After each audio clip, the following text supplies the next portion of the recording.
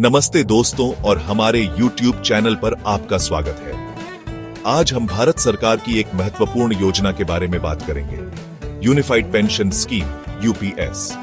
ये वीडियो उन सभी सरकारी कर्मचारियों के लिए है जो अपने भविष्य और पेंशन को लेकर चिंतित हैं। इस वीडियो में हम आपको इस योजना की हर छोटी बड़ी जानकारी देंगे, जिसमें इसके फायदे, योगदान और पात्रता मानदंड शामिल हैं। तो चलिए शुरू करते हैं। क्या आप एक सरकारी कर्मचारी हैं और अपनी पेंशन के बारे में सोच रहे हैं? तो यह वीडियो आपके लिए है। आज हम भारत सरकार द्वारा शुरू की गई यूनिफाइड पेंशन स्कीम यूपीएस के बारे में विस्तार से जानेंगे। यह योजना क्या है, यह कैसे काम करती है और इसके तहत आपको क्या क्या फायदे मिल सकते हैं, यह सब हम इस वीडियो में कवर करेंगे। मुख्य अंश। 1. यूनिफाइड पेंशन स्कीम यूपीएस क्या है?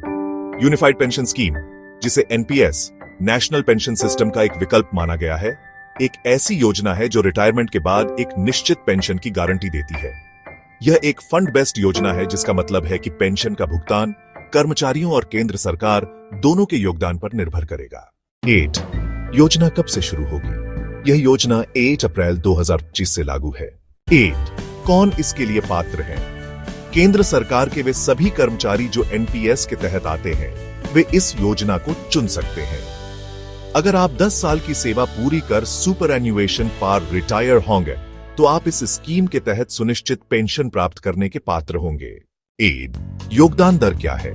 इस योजना में कर्मचारी का योगदान बेसिक पे और महंगाई भत्ते का 10% होगा। केंद्र सरकार भी 10% का योगदान करेगी। इसके अलावा सरकार 8.5% का अतिरिक्त योगदान भी करेगी, लेकिन यह योगदान केवल उन कर्मचारियों के लिए होगा जो इस योजना का विकल्प चुनते हैं। 8. सुनिश्चित पेंशन की गणना कैसे होती है? पेंशन की राशि आपके अंतिम 12 महीनों की औसत मासिक बेसिक पे के 50% के बराबर होगी। यह तभी लागू होगा जब आपकी सेवा 25 साल या उससे अधिक की हो। यदि आपकी सेवा 25 साल से कम है, तो पेंशन की राशि सेवा के वर्षों के अनुपात में कम होगी। 8. क्या परिवार को भी पेंशन मिलेगी? हाँ, कर्मचारी की मृत्यु के बाद उनके पति पत्नी को उनकी पेंशन का 60% मिलेगा, जैसा कि सीसीएस पेंशन नियम 1978 के तहत निर्धारित है। 8. बेंचमार्क कॉर्पस क्या है?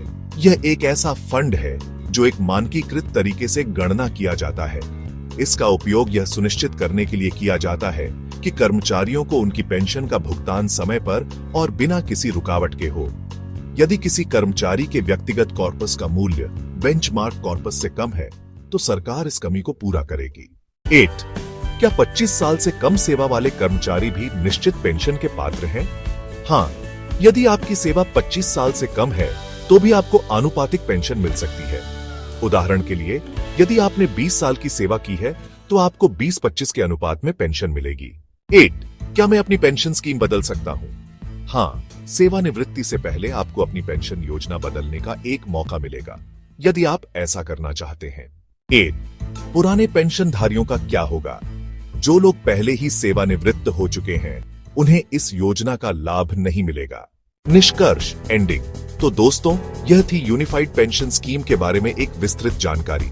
यह योजना सरकारी कर्मचारियों के लिए एक सुरक्षित भविष्य की दिशा में एक महत्वपूर्ण कदम है। हमें उम्मीद है कि यह वीडियो आपके सभी सवालों का जवाब देने में मददगार रहा होगा। अगर आपके कोई और सवाल हैं, तो नीचे कमेंट बॉक्स में पूछ सकते हैं। इस वीडियो को देखने के लिए धन्यवाद। मिलते हैं अगले वीडियो में। तब तक के लिए अपना ख्याल रखें और सुरक्षित रहें।